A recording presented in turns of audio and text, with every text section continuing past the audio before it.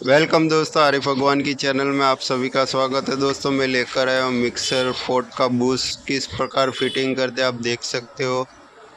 दोस्तों सबसे पहले इस प्रकार पंचिंग लेने और बूस्ट अंदर बिठा के इसके ऊपर हथौड़ी से ठोकना आएगा ताकि अंदर सही तरीके से वो सेंटर में फिटिंग हो सके।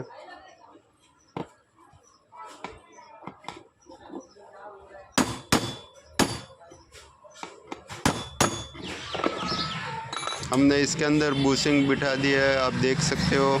और फिर ब्लेड और शाफ्टिंग लेना है। इस प्रकार इसको ब्लेड और शाफ्टिंग का संगम करके फिटिंग करना हैगा।